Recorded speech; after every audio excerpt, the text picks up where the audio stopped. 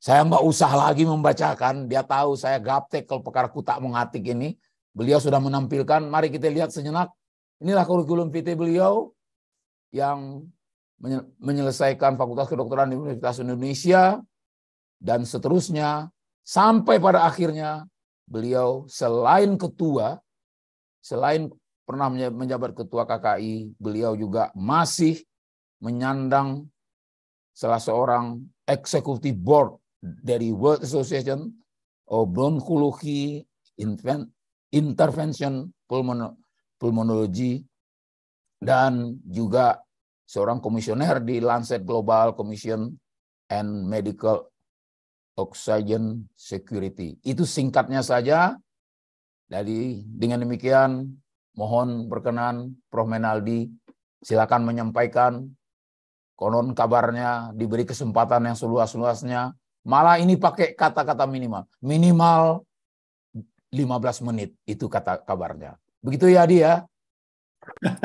Bismillah, silakan Prof. Ya, pokoknya yang penting penekanannya Prof.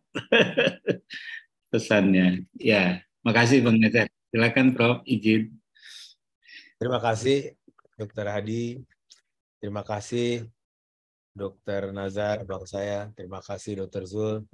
Assalamualaikum warahmatullahi wabarakatuh. Waalaikumsalam. Terima kasih juga untuk Dr. Iqbal yang dari jauh ini.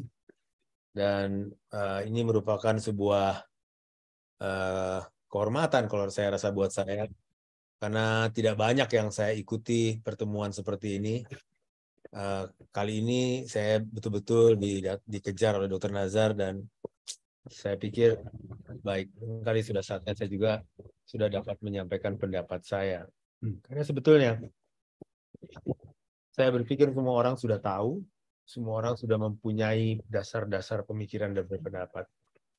Jadi kalau boleh, ada dua hal pada malam ini, saya tidak masuk kepada substansi isi dari RUU, dan juga tolong izinkan saya menggunakan latar belakang yang terpampang di belakang ini. William Osler kalau di paru itu dia bilang pneumonia adalah kaptennya kematian. Jadi artinya kematian itu paling banyak itu memang pneumonia yang paling tinggi untuk penyakit infeksi tentu. Tapi buat saya yang paling penting bukan itu dari William Osler itu yang hidup tahun 1889 sampai 1919. Beliau mengatakan bahwa kedokteran adalah sebuah seni, bukan sebuah perniagaan. Sebuah panggilan jiwa maksudnya, bukan sebuah perdagangan. Panggilan di mana hati akan berlatih bersama kepala, bersama otak untuk melayani orang dengan baik. Saya menganggap kata-kata ini kata-kata yang besar, berat, dan harusnya dipahami oleh kita semua yang dokter, terutama saya tentunya. Para senior yang saya hormati, saya mohon maaf saya tidak sebutkan satu persatu karena saya mesti lihat satu persatu nih kalau senior dan kalau yang junior nanti ketinggalan. Serta sejauh semua yang saya cintai. Kita semua, dan yang kedua adalah saya minta maaf saya tidak pakai slide Dr. Hadi. Saya akan menyampaikan pemikiran saya. Kita semua mengetahui dan amat paham bahwa untuk membuat sebuah regulasi seyogianya dimulai dengan memperhatikan 4 faktor. Faktor filosofis, faktor historis, faktor yuridis, dan faktor sosiologis. Sehingga penetapannya akan memenuhi unsur baik dan patut. Penetapan sebuah regulasi, apalagi setingkat undang-undang, yang sangat rinci memperhatikan aspek filosofis, historis, yuridis, dan sosiologis, insya Allah akan baik dan patut. Baik dan patut tentu untuk semua. Untuk pembuat, untuk pelaksana, serta masyarakat. Karena sebetulnya semua regulasi itu target pelaksananya adalah pada masyarakat. Bicara RUU, Rancangan Undang-Undang Omnibus Kesehatan, kita sudah melihat kasat mata. Kita sudah mendengar nyaris setiap hari bahwa ada pro dan kontra di sana. Jika untuk kebaikan bangsa, mengapa sampai berbentuk pro dan kontra? Mengapa sampai terbentuk pro dan kontra? Jika kembali pada rumus pertama, 4 faktor tadi, patutlah rasanya kita menghayati kembali, sudahkah keempat faktor tadi diperhatikan? Sudahkah keempat faktor tadi menjadi dasar pembuatan dan diterima masyarakat secara terbuka? Jika filosofinya adalah untuk kebaikan masyarakat, apakah semua regulasi yang berjalan selama ini menyengsarakan masyarakat? Pertanyaan sebetulnya itu dulu. Kalau iya, berangus saja peraturan yang menyengsarakan masyarakat. Tapi apa betul ada? Kenapa kalau dia tidak menyengsarakan masyarakat, dia tiba-tiba harus dihapus, harus dihilangkan, harus dikeranjangkan? Bagaimana dengan pengakuan dunia yang selama ini berjalan sangat baik pada kita? Baik dari segi pendidikan, maupun dari segi pemeliharaan profesi, juga sampai kelayanan kesehatan, lengkap dengan segala macam kekurangan yang masih kita miliki. Jika ada filosofi terdahulu yang salah, yang mana itu? Sudahkah dengan pendekatan kepamongan dilakukan pembahasan yang amat matang? Akhirnya saya melihat bahasa Jawa itu betul juga sebetulnya. Tata pamong katanya.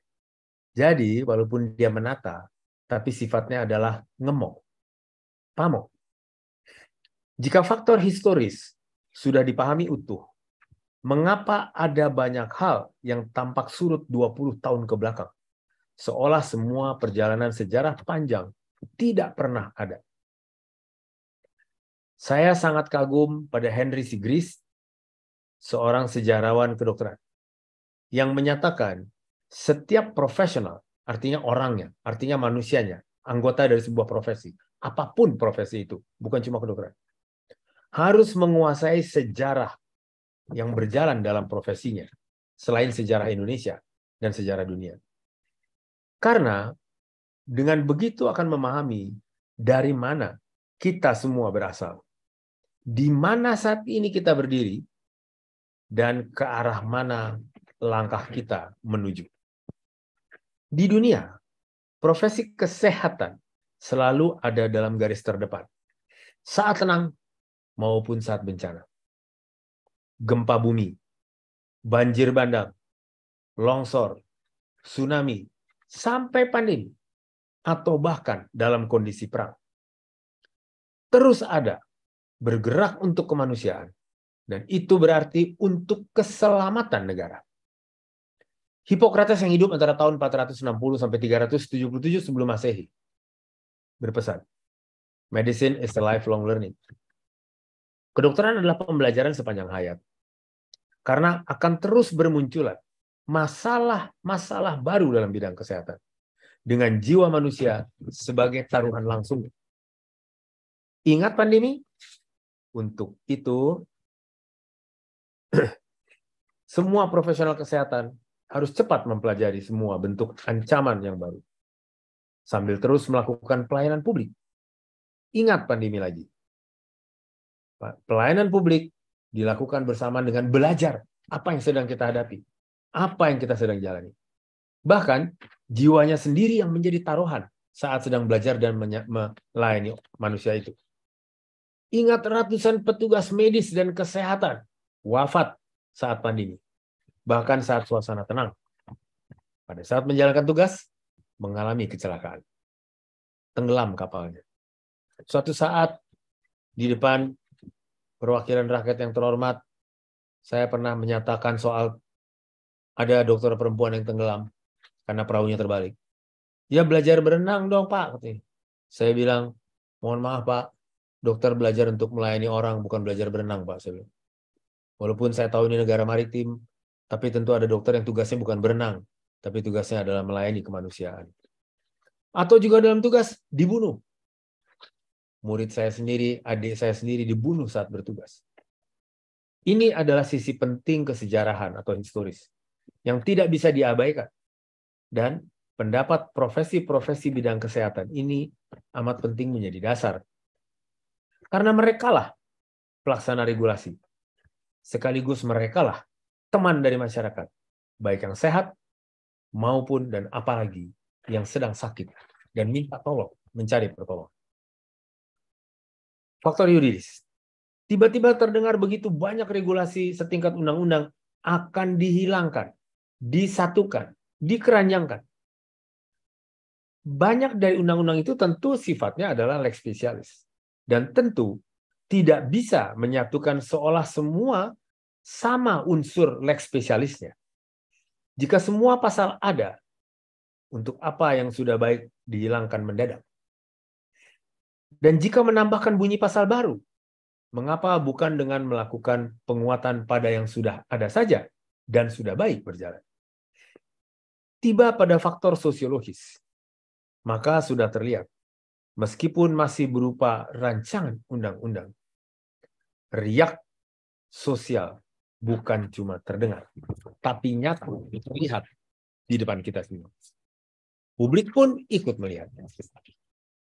Kata bijak menyatakan, ini Dr. Nazar yang paling paham, alam terkembang jadi guru. Maka sebetulnya kita sudah tahu dan melihat bahwa alam sedang bereaksi. Saat ribuan warga profesi, akademisi, bersama menyampaikan pendapat yang sama, itulah guru yang terkembang untuk dijadikan pelajaran bagi rancangan undang-undang Omnibus Kesehatan. Akan didiamkan saja dan dianggap tidak penting? Mungkin kita dapat bercermin pada pepatah Arif Indonesia lainnya. Pemimpin itu ditinggikan seranting. Pemimpin itu hanya ditinggikan seranting. Pemimpin itu didahulukan selangkah. Pemimpin itu hanya didahulukan selangkah. Tidak jauh-jauh amat dari yang dipimpin. Dan slogan negeri ini yang terhebat adalah bersatu kita teguh, bercerai kita rungkuh. Pemimpin dapat mendengar dan harusnya mendengar ketika ada warganya, ada yang dipimpinnya mengatakan, Pak, awas tersandung. Pak, awas ada yang menyangkut di depan sana. Mesti didengar. Apalagi kita ingat bahwa bersatu kita teguh, bercerai kita runtuh. Ini bukan utopis. Bukan pula berlaku hanya untuk berperang melawan penjajahan bangsa atas bangsa. Tapi juga untuk kehidupan kita bersama sebagai sebuah bangsa. Jika terjadi keretakan antara sekelompok profesi dengan masyarakat, atau keretakan terjadi internal profesi, ini adalah sebuah kerugian yang dahsyat. Kerugian yang besar. Sebagai pelaku profesi kesehatan ini, dapat kita golongkan, kita akan jatuh ke dalam kondisi kronik, yaitu kondisi yang sangat tidak mudah memulihkannya. Perlu banyak daya dan upaya yang mungkin tidak lagi kokoh seperti yang selama ini. Berkesaudaraan, berkesejawatan. Profesi kesehatan hanya itu profesi yang punya adagium kesejawatan. Pegadaian saja memiliki moto menyelesaikan masalah tanpa masalah kok. Tapi sebaik-baik penyelesaian adalah dengan bermufakat. Didahului dengan mendengar yang sebetul-betul mendengar. Bahasa Inggrisnya, listening and not only hearing. Itu dicerminkan dalam profesi kedokteran dengan simbol alat, stetoskop. Simak baik-baik dan bukan hanya mendengar. Keterburu-buruan dalam bidang kesehatan. Keterburu-buruan dalam bidang kesehatan akan berakibat salah. Salah diagnosis, salah tata laksana, salah dosis, salah cara pemberian, salah orang atau salah pasien. Ini adalah guru kearifan kita tentang masa depan, tentang keselamatan. Tapi masyarakat tenang saja kok.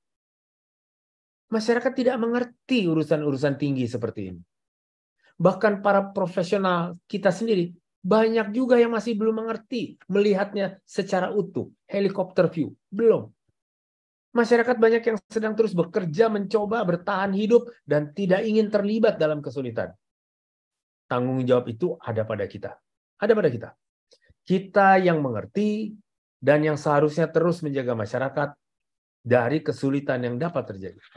kita yang akademisi, kita yang anggota profesi, kita semua yang memegang amanah apapun. Kita yang wajib menjaga dan memberikan keamanan bagi masyarakat yang tidak mengerti. Bagaimana jika pendapat antara kita berbeda? Tidak apa. Perbedaan itu adalah rahmat. Agama mengajarkan kita, perbedaan adalah rahmat.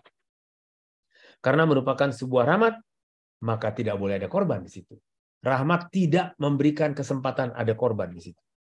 Bermufakat adalah yang terbaik dan jauhi cara-cara menekan. Kita sudah belajar panjang dalam kehidupan berbangsa dan terus meneriakkan demokrasi. Keterburu-buruan dan sikap menekan hanya menggambarkan sebuah kebingungan dan barangkali keputusasaan. Saya yakin dan percaya. Saya yakin dan percaya. Presiden, DPR yang terhormat, yang mewakili kita, serta para menteri terkait, mendengar, melihat, termasuk acara ini. Yakinlah, tahu dinamika terkait RUU Omnibus Kesehatan ini. Saya percaya beliau-beliau memperhatikan ini dan menjaga agar kegaduhan tidak boleh terjadi. Sekarang maupun setelah ini. Jadi bukan berarti menekan kegaduhan itu saat ini. Tidak. Beliau pasti berhitung. Dalam jangka panjang juga tidak boleh terjadi ada kegaduhan. Di negeri yang begitu indah. Dan selama ini mereka jaga dengan baik-baik. Sepanjang kita meyakini ada banyak masalah pada RUU Omnibus Kesehatan ini. Dan masalah itu adalah untuk bangsa.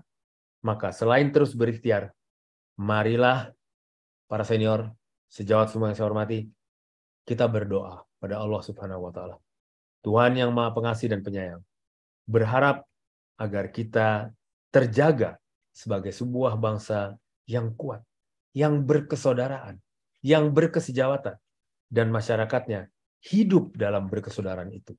Amin, amin ya Rabbil Alamin. Assalamualaikum warahmatullahi wabarakatuh. Terima kasih.